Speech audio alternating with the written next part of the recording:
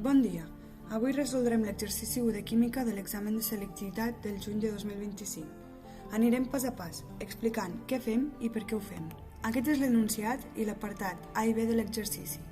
En aquest exercici ens diuen que l'àcid salicílic o àcid 2-hidroxibenzoic és un àcid orgànic monopròtic present a l'escorça del salze. A les farmàcies s'utilitza per a preparar cremes per les seves propietats exfoliants i hidratants. Perquè l'exfoliació sigui efectiva, la crema ha de tenir un pH entre 3 i 4. En una farmàcia estan fent una crema receptada per un dermatòleg en la qual hi ha 0,1 grams d'aquest àcid per cada 100 grams de crema. L'envàs de l'àcid salicílic es subministra etiquetat amb els pictogrames següents. El primer que hem de fer és extreure les dades de l'enunciat. Així doncs, ens centrarem a l'apartat A.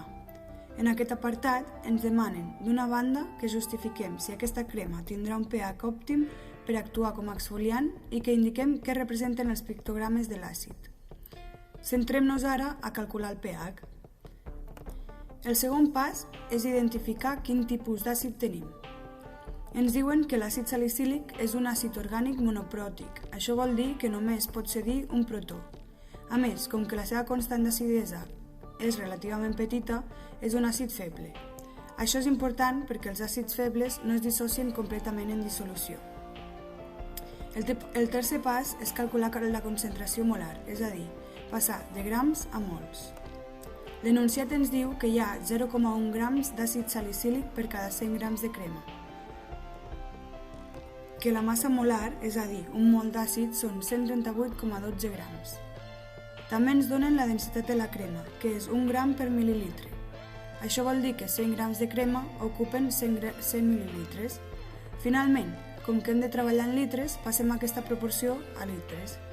Si fem el factor de conversió, obtenim que la concentració molar és 7,24 per 10 a la menys 3. El quart pas és calcular la concentració de l'ió hidroni.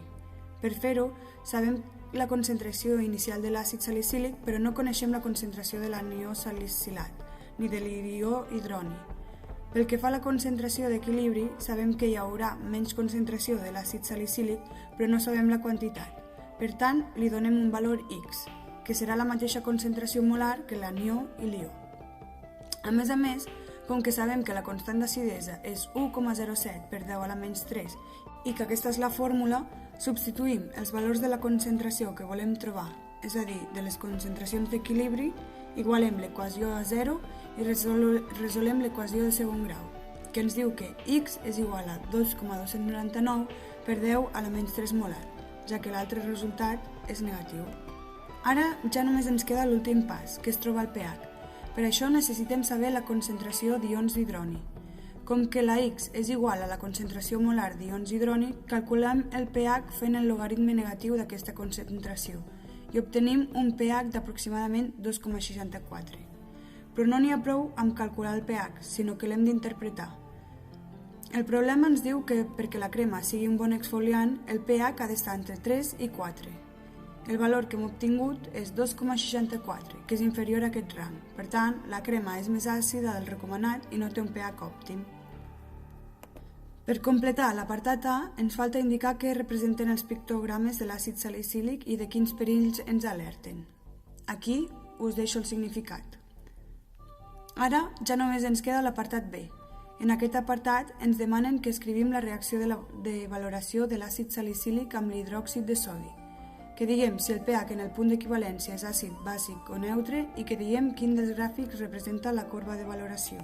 Abans de fer res, el primer pas és identificar el tipus de valoració. És una valoració d'un àcid feble amb una base forta. Seguidament, escrivim la reacció de neutralització. La reacció que té lloc és una reacció àcid-base, en què l'àcid salicílic reacciona amb els ions hidròxid de la base per formar la seva sal i aigua. És una reacció de neutralització típica, en què l'àcid cedeix un protó a la base. El segon pas és analitzar el pH al punt d'equivalència. Al punt d'equivalència, tot l'àcid ha reaccionat i a la dissolució només hi queda la sal formada.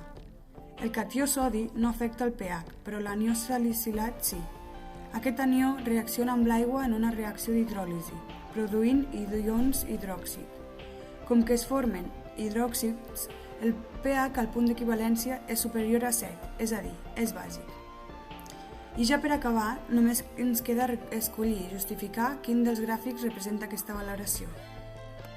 La corba A correspon a la valoració d'un àcid fort amb una base forta. La corba B, la valoració d'un àcid dèbil amb una base forta. I la corba C, una base forta amb un àcid fort. En el nostre cas, l'opció correcta és la B, ja que la valoració comença amb un pH àcid, però no molt, ja que l'àcid salicílic és un àcid feble, presenta una zona tampó abans del punt d'equivalència i el pH en el punt d'equivalència és superior a 7. A més, si ens hi fixem, el pH inicial està entre el 2 i el 3. En el nostre cas, el pH inicial és de 2,64. Així doncs, aquí s'acaba el nostre exercici. Espero que us hagi servit. Ens veiem a la pròxima.